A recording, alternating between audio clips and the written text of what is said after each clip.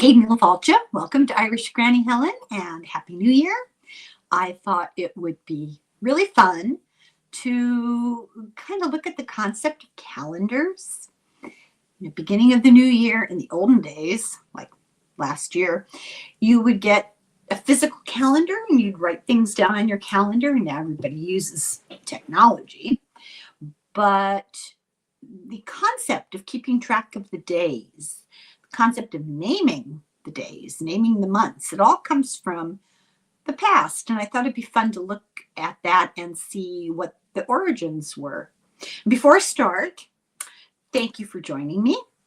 Thank you to my subscribers, old and new. I'm very appreciative. Please definitely check your subscription button, your thumbs up, the bell, what else, all of it. In order to advance this video and others on my channel, I have really enjoyed doing this. It's almost my anniversary. I will talk about that on my anniversary. And I'm astounded so much time has gone by. It's remarkable. So let's talk about the calendar.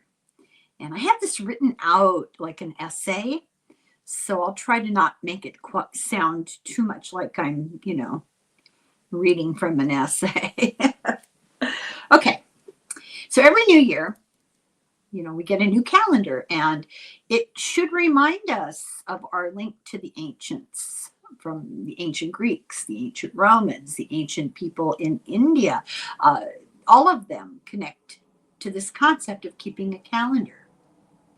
Everything about the way we keep track of the passage of time, it reflects our origins in the past.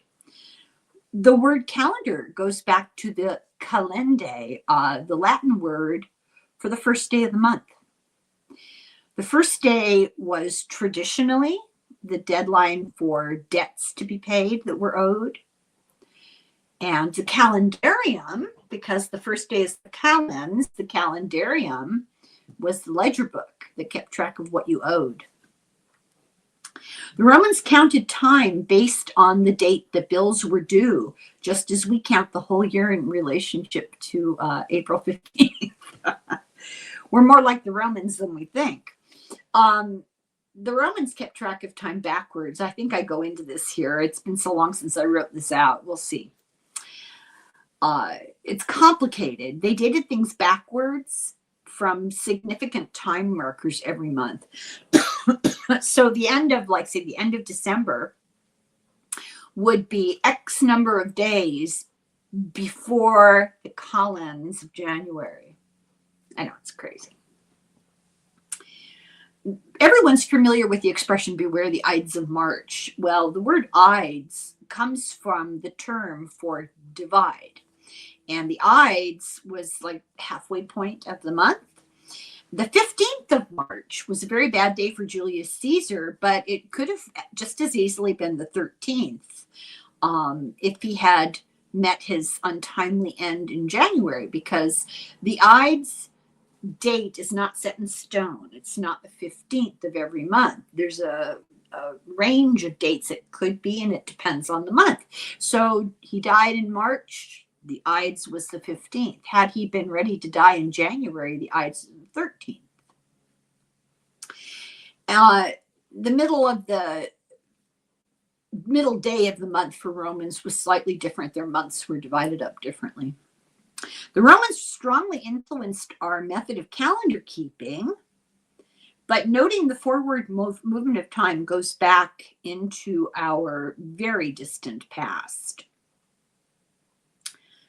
So keeping track of the passage of the year, it goes back to the Neolithic times, Stone Ages, Earliest humans kept a close eye on the seasons. They were more concerned about the weather and the degree of sunlight and the amount of rain for agriculture and for animal migration. In the beginning, people had only two seasons that they noted. I thought this was interesting. Summer and winter. That was it. Spring and fall were the harbingers of the inevitable changes in daylight and temperature and what happens in nature. We got a little more subtle as time passed. The observation of the solar year and the cycles of the moon by indigenous peoples led to culturally meaningful methods of keeping track of time. The number of days of the year, the separation of the year into particular months, the significance of certain days within those months were predicated over time by each culture's unique story, relationship to the sky, heritage, understanding of advanced mathematics. A lot of variables determined how different cultures regarded their own calendar. Predictably, this is going to come as a gigantic shock. Politics played a part. The Roman calendar traditionally contained the remnants of earlier civilizations' 10-month solar calendar. I don't know if I mentioned this here. I'll just say it twice. If I mention it now, we mention it again. You know, repetition helps to remember things. They kept track of the year based on who was consul. There were 2 consuls, and they would measure a year by when George and Tom were consuls. That was the year. Because of the behavior of the movement of the planets and the Earth's relationship to the sun and the moon, there was a lot of confusion about how many days a year really was. In 45 BCE, Julius Caesar, restructured the calendar around an every 4-year leap day, no longer dependent on the moon, because they were using the moon as a way of measuring and trying to measure the path the Earth took around the sun, which was not 365 days was kind of a compromise, because every 4 years they had to subtract a day. No, add a day. Add a day. Because of the, in 1582, the Pope changed it again and modified what was called the Julian calendar to be more approximately close to the solar year of 365.25 days. Never mind, the Egyptians had figured all this out 2773 BCE. The Pope fiddled with the extra days, created leap years, taking full credit for the idea, and therefore creating the Gregorian calendar, condemning leap year babies to a birthday only once every 4 years. The mathematics of ancient timekeeping and cultural belief systems influenced the names that we gave the months and the days. Even the words we use to refer to the parts of the system allude to our distant past. The word month comes from the Old Germanic for moon. Day comes from a Proto-Indo-European root word that means to burn or to warm. Week and year both go back to Old German. Week means sequence and year means season. The more colorful parts of our calendar are the names of the days and the months. They're a little more fun. They're a reminder that the English language has derived from several sources, and common usage today comes from our linguistic roots and our mythological past. So we're closely attached to Latin and Greek, but we're also closely attached through Old English to Germanic. And it's interesting to see which of those things prevails when we name our days and our months. So it also depends on what language you speak today, what modern language you speak today. Depending on where you are, Sunday is considered the first day of the week. So this is true in Japan, Canada, and the USA. I didn't know this. This is interesting. These 3 countries are borrowing from the ancient Greeks. In ancient Hellenistic astrology, the first hour of any day, and especially the first hour of the week, is associated with the sun. And so the Romans called it the day of the sun. And in Old German, it was Sonntag, the day of the sun, which became Sunday, the day of the sun, all based on ancient Greek astrology. But other Romance languages derived from Latin, they stuck more closely to the Church Latin, the Roman Catholic Church Latin. Sunday was the Lord's Day. So if you didn't call it the day of the sun, you called it the day of the Lord. So ironically enough, those who followed ancient Greek astrology stuck with the day of the sun. Those who followed ancient Greek language called Sunday Kyrios, meaning the Lord. And the day in Athens, all over Greece, Kyriaki, it's reserved for family and friends. It's the day of the Lord.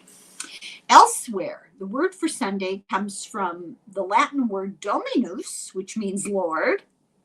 And so the French go to Mass on dimanche. Spanish and Italians worship, rest, and eat huge meals on Domingo or Domenica. But Germans, they like their own cultural word origins, and they are Sonntag, Sunday. Not to be outshone by Sunday, just because the Lord's Day gets first billing, Monday is associated with the moon. So from Old English, we get Moonendog, German, right? German roots, moon day, and our Monday. That's pretty straightforward. But the Romans are not to be ignored.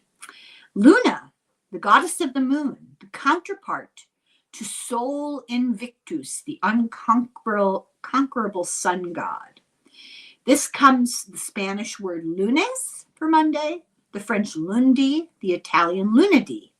These two heavenly bodies are the root of the lunar and solar calendars and cycles and are significant influences on tides, hormones, and astrological systems. Tuesday's linguistic source is less obvious. This is a more complicated one. And as often happens, words change with the passage of time. So the Norse god Tyr, Tyr, who was the symbol of war, he became TIW in Middle English, two, hence Tuesday. However he spelled it, he was equated with Mars, the god of combat, law, and justice. The Germans kept the Norse god reference. Mars was Dien in their mythology, and so they celebrate Taco Dienstag, Taco Tuesday. The Romans, they like their own pantheon. They stuck with Mars, Dies Martis, the day of Mars. And the French have Mardi, the Spanish Martes, and the Italians Martedi, all named after the god Mars. We have Old German to blame for the tortured spelling of Wednesday. It comes from Odin, once called Woden, then Woden'sday. Now you can kind of see how the spelling evolved. But you might ask, is Wednesday Mittwoch in modern day Germany? That would be because the Germans call it midweek, Mittwoch, instead of Wednesday. Unbelievable. Odin was equated with the Roman god Mercury, the god of commerce and travelers. The French, the Spanish, the Italians would be wise to check before depending on the good graces of the airline gods on Mercredi, Miercules, or Mercolidi, all from Mercury. So we're going with Odin, and they're going with Mercury. In America, we tragically call Wednesday the day of the great Norse All-Father, Lord of Death and War Poetry and Magic. We call it Hump Day. Thursday is named for Thor, the god of thunder, and several popular box office hits. He's linked to the Roman Jupiter, the god of thunder and the sky. In Latin, Jupiter is Jovis, or Jove, as in by Jove. So as usual, the Germans ignored the Romans, and they ignored Tuesday, and they ignored Thursday in the modern version of Thor, and they call it Donnerstag. The Romance languages like the Latin, so by Jove, it's Jude, Jueves, or Giovedi in Latin, in French, Spanish, and Italian. Greek culture plays a part in all of this. In the first century, the Roman calendar used Hellenistic Greek astrology to name some of their days after the first 5 planets. And these were the only ones that were visible to them with the naked eye. And they were named after gods in the Roman pantheon. And we carry that tradition over in Friday and Saturday. Venus, the goddess of love, Veneris, Dies Veneris, became the Western culture's Vendredi, Viernus, or Venerdi. That's Friday. The Germans stuck with their god associated with Venus, who had the unfortunate name of Frigg. So as a result, the Germans say, Gott sei Dank ist Freitag. My German is execrable. Thank God it's Freitag, Friday. Interestingly, the Portuguese are the outliers. They call their Friday Sexta-feira, or the 6th day from the old church calendar. And finally, we have Saturday, the Roman day of Saturn, the god of liberation. Makes sense? It's the end of the week, the day of rest, the Sabbath, in many traditions. In French, it's samedi, from the day of the Sabbath in Latin. And in Spanish and Italian, it's sabado and sabato, which today mean the day of the soccer match. The name of the months also connect us to our mythological past. Most descriptive of all is January. I love this story. The first month is named for Janus, the god of beginnings and endings. Janus had 2 faces. One looked backwards at the past, and one looked forwards into the future. Well-to-do Romans lived in upscale houses called villas, surrounded by high walls. And the door from the street, the ostium, opened into a large courtyard called an atrium. Wealthier citizens had a slave who guarded the entry, regulating who was allowed into the atrium and out of the ostium into the street. He watched the comings and the goings. So like the god Janus, he had his one eye on the back and one eye in the front. The doorman was called the janitor, named for Janus, god of beginnings, endings, and transitions from the past to the future. In January, we evaluate the past year, step into the new one with good intentions and a clean slate, invoking the memory of the god of transitions and time. In February, we honor the ancient Roman festival Februum, the celebration of the end of winter, the time of purification and renewal, the harbinger of spring and spring cleaning. In March, we turn to Mars, the god of agriculture, fertility, and rejuvenation. In April, the Roman month of the same name, taken from the verb apparire, to open or bud. This was the time of blossoming. It was sacred to the goddess Aphrodite, the goddess of love. May came from Maya, goddess of spring, growth, vitality. It was a time to celebrate abundance and the joy of life. Juno was the god of June, the deity, and June, the month of marriage. Hence, all those June weddings. Also the goddess of childbirth, love, and family bonding. July was the 5th month of the Roman calendar, Quintilis. However, after his death, it was renamed July in memory of Julius Caesar. Sextilis, the 6th month, was renamed August for Augustus Caesar.